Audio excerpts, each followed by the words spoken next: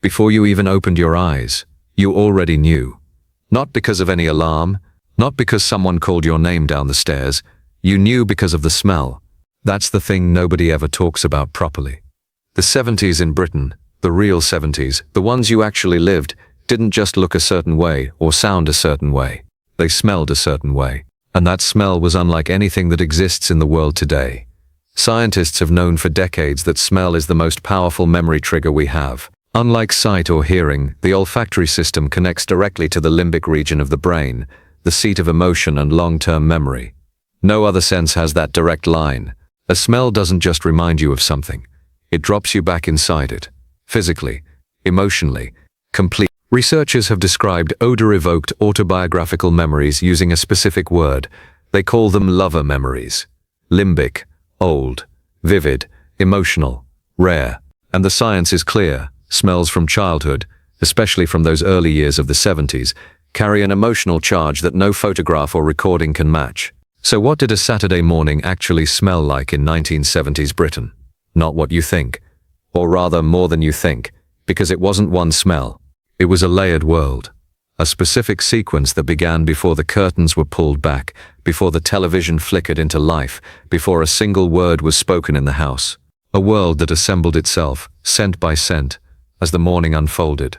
And here's the part that should disturb you slightly. That world is gone. Not faded. Gone. The things that created those smells, the materials, the habits, the rituals, the technology, most of them simply do not exist anymore, which means an entire sensory dimension of your past has vanished, and almost nobody thought to document it before it disappeared. This is that document. Close your eyes for just a moment. Cast your mind back, not to the television program, not to the music, to the very first thing you were aware of that morning, before you were fully awake, when your brain was still drifting between sleep and the day. What hit your nose first? That question is the door we're going to walk through together. Because behind it is a version of Britain that was specific, singular, and completely unrepeatable. A Britain that smelled of coal dust and back fat and cold glass bottles and cigarette smoke and something warm that you can still almost taste if you concentrate hard enough. It starts, as almost everything in the Britain of the 1970s did, with fire. In the early years of the 1970s, millions of British homes were still heated by coal, not as a romantic choice, as a fact of life.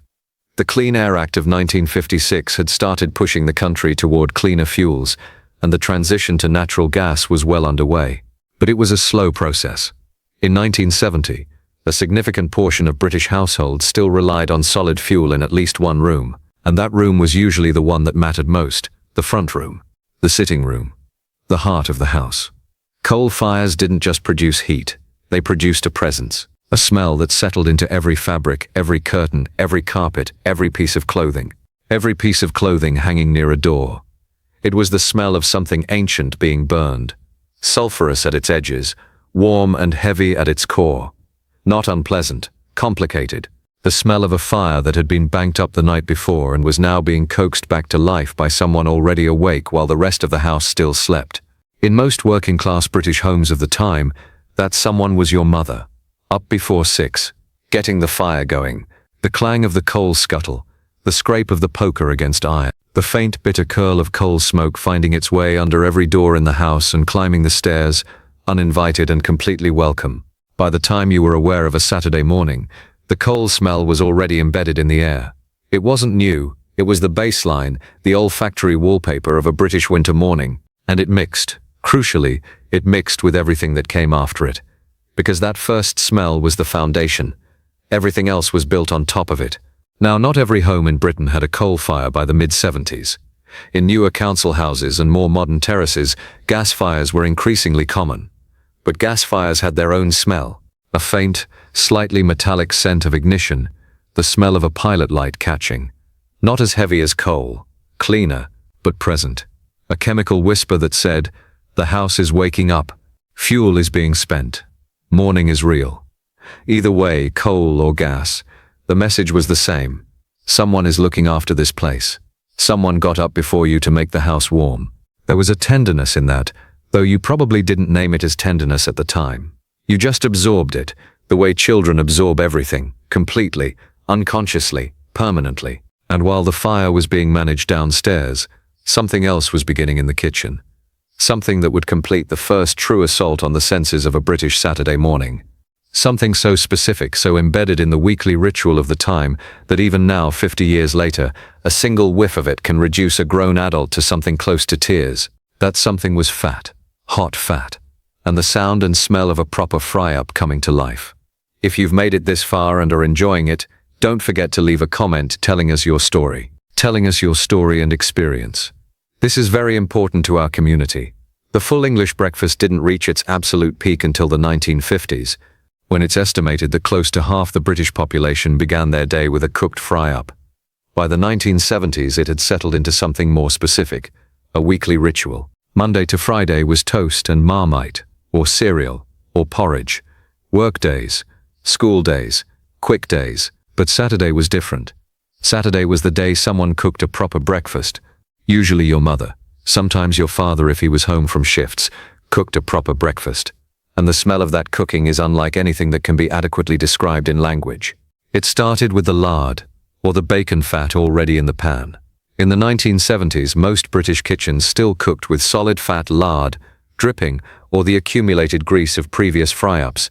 The moment that fat hit the heat of the pan, it released a smell that was almost architectural in its density. Rich, animal, warm in a way that central heating never quite managed. Then came the back bacon. Proper British back bacon. Not the thin, watery rashers that would come later when mass production took over, but dense, thick-cut rashers with a proper rind that spat and crackled in the fat. The smell of bacon frying in lard on a Saturday morning in 1973, in a small terraced house in Birmingham or Bradford or Bristol or Belfast, is one of the most powerful olfactory documents in British social history. And nobody archived it. It just lived in homes, in kitchens, in the noses of children lying upstairs, deciding whether it was worth getting out of bed. The answer was always yes. Then came the eggs. Fried in the same fat, the edges lacing into brown.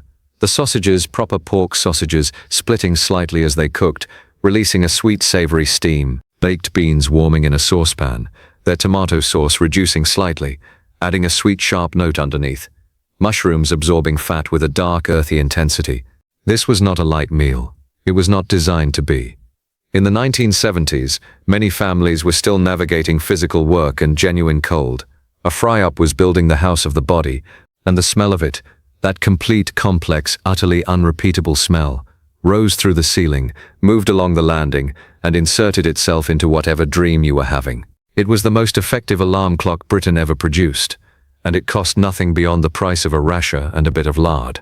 Somewhere, under all of that, was the smell of toast. White sliced bread, toasted under a grill, not in a pop-up toaster which not every home owned, going from pale to gold to the faintest edge of char, spread immediately with proper butter, not margarine, not on a Saturday, that melted into the surface before it could be stopped. That smell is gone. Not because butter is gone, or bread is gone, because the ritual is gone. The unhurried Saturday morning with nowhere to be, that is what has vanished. But there was more, because the smells of the morning didn't only come from inside the house. By the time you reached the front door of a British home, you were already in a different world. The proof was sitting right there. The glass milk bottles. In 1970, roughly 80% of the milk sold in Britain was delivered directly to doorsteps. 80%. That number is almost impossible to imagine now. But in the 70s, the milkman was as reliable a fixture of British morning life as the sunrise itself. The electric milk float had been gliding since the 50s. It moved slowly, quiet enough not to wake the street, though you heard it anyway. That distinctive soft electric hum, and the sound of the clinking of glass bottles. But here's the detail nobody ever quite articulates. The bottles were cold, genuinely cold, delivered before dawn in the winter chill. You got two things simultaneously, a blast of cold outside air, and fresh milk. It is a smell without real modern equivalent. Cold glass has its own scent. Milk in glass carries a different quality.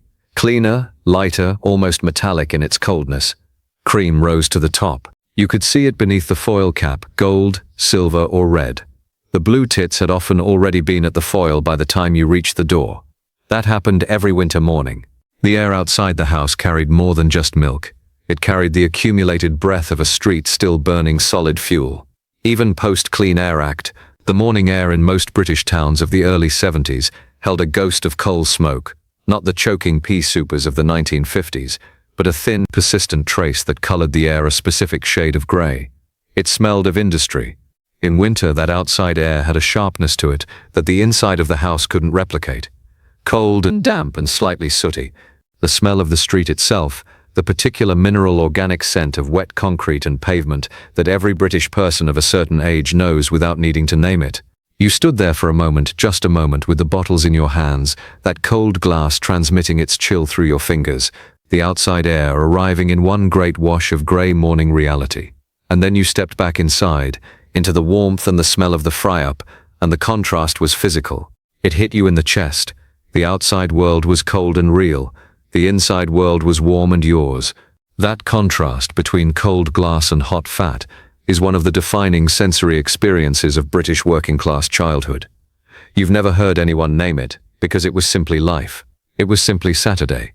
But the morning wasn't finished. Somewhere in the house, a television had just been switched on. In October 1976, British Saturday mornings changed permanently. Swap Shop arrived. It was presented by Edmonds alongside Keith Chegwin, John Craven, the trusted face of Newsround, and later Maggie Philbin. It was groundbreaking in ways that seem obvious in retrospect but were genuinely radical at the time. It was live, it ran for nearly 3 hours, and it used the phone-in format extensively, one of the first programs in British television history to do so. These programs anchored the morning. But here's what nobody talks about: the smell of watching them. Watching television then was a sensory experience that no longer exists. The sets generated heat, significant heat. They needed time to warm up. That warming up process released a specific smell: warm electronics, heated dust on the picture tube, something faintly acrid and synthetic that was the scent of a valve or transistor reaching operating temperature. You don't get this from a modern flat screen. You can't. The technology that produced it is simply gone. The carpets added another layer. Synthetic fibers in burnt orange or avocado green. These carpets trapped everything: cigarette ash, biscuit crumbs, accumulated dust. When heated, they released their atmosphere. It was warm and musty and specific to the decade. The furniture contributed its own note. Teak effect units, foam cushions in velour, all gave off a faint chemical warmth when heated. And children sat in the middle of all of this, in pajamas that had been slept in, watching the morning programs. None of them thought for even a second that any of this was temporary. That was the smell of ordinary happiness. In a country where almost half of all adults smoked, cigarettes weren't just a personal habit. They were architecture. They were wallpaper. They were the invisible layer that coated every room in every home and every pub in the country. Your father smoked, or your uncle did, or your grandfather, or your mother. And on a Saturday morning, with the day stretching ahead and nowhere urgently to be, that cigarette was lit somewhere in the house, usually in the kitchen or the front room, and its smoke drifted through the space the way the coal fire smell drifted, naturally, completely, as if it had always been there. That number is worth sitting with. Cigarettes weren't just a habit. They were architecture, wallpaper, the invisible layer that coated every room in every home and every pub in the country. Your father smoked, or your mother. On a Saturday morning, that cigarette was lit, and its smoke drifted through the space naturally, completely, as if it had always been there. Tobacco had its own character. Pipe tobacco had a smell entirely its own, sweeter than cigarettes, warmer, more complex, a blend of cured leaf and whatever aromatic flavoring the particular tobacco contained. The smell of a grandfather's pipe on a Saturday morning, settled into his chair, the newspaper open across his knee, a small column of blue-gray smoke rising toward the ceiling, is one of those sensory memories that can produce a physical reaction in people who experienced it. Not nostalgia exactly. Something more involuntary. A lurch, a sudden pulling sensation behind the sternum. That smell mixed with the coal fire and the bacon grease and the warmth of the carpet. It mixed with the cold milk smell that clung to your hands from the doorstep. It mixed with the warm electronic scent of the television set. All of these things existed simultaneously, in the same small terraced room, on the same Saturday morning in November 1974, or March 1977, and together they composed something that science now tells us was being encoded in the deepest possible part of your memory. Not as information, as emotion. And here is where it becomes important to be honest. Most of those smells were not by any objective measure good for you. Coal and cigarette smoke contributed to respiratory problems. Second-hand smoke was absorbed by everyone. And yet, those smells mean safety. They mean belonging. They mean Saturday. This is not a contradiction. This is the brain functioning exactly as it was designed to. The limbic system, the emotional brain, does not file memories under good or bad. It files them under significant, under felt. And the smells of a 1970s British Saturday morning were felt with every cell of the body, every single week, for the entirety of childhood. They were the sensory definition of security, of being inside, of being with your people, of time that had not yet been stolen by the world. Scientists studying olfactory memories have found they are more emotional and vivid than any other sense. They are tied to childhood, laid down before the age of 10 when the brain is most hungry for sensory input. These smells were formative, part of how you learned what home meant, what safe meant, what love, in its most practical wordless form, actually smelled like. It smelled like your mother in the kitchen before anyone else was awake. It smelled like your father's chair and Brill cream. It smelled like every human being in your household existing together in a small house with no desire to be anywhere else. That is what is gone. The context of the smells. You can fry bacon today. You can even find coal if you look hard enough. You can light a fire and let it fill a room. But you cannot reconstruct the morning. You cannot put back the milk float outside. You cannot return the 45% smoking rate to the air. You cannot retune the television to receive Saturday morning programs on 2 channels only, with no remote control, with the whole family competing for one screen in one room. The smells existed inside a world, and the world is what is gone. There's a small moment that almost everyone who grew up in Britain in the 1970s will recognize, even if they've never put words to it. It's the moment just before the Saturday fully began, before the television was switched on, before the breakfast was served, a moment of perhaps 30 seconds, sometimes less, when you came down the stairs, still in your pajamas, feet on the cold lino at the bottom before the carpet began, and you stood in the hallway and you breathed in. You didn't think about it. You weren't cataloging anything. You were simply a child at the beginning of a Saturday, and the house was already breathing around you, already assembling its familiar architecture of warmth and smell and presence, and for one wordless moment before the day began, you were simply inside it, simply part of it, simply home. You didn't know it wouldn't last. How could you? Children don't understand that the ordinary moments are the ones that carry everything, that the smells that seem like background are actually the point. That the Saturday that feels like just another Saturday is the one you will try to return to every few years, in a dream or in the startling moment when you pass a chip shop in winter and something catches you completely off guard. Science tells us olfactory memory is the last to fade in cognitive decline. These are not trivial things. They are some of the most durable recordings the human brain makes. Somewhere inside you, these mornings are still perfectly preserved, not in words, in smell. In the neural architecture that is deeper and more resilient than language. They are yours. They cannot be taken. They were laid down in the most permanent medium, the olfactory pathway. So here is the question to close with, and it's not a rhetorical one. Take a moment, right now, close your eyes if you need to. What was the first smell of your Saturday morning? Not the one you think you should remember. The real one, the one your body remembers before your mind catches up. Leave it in the comments below, because I want to know.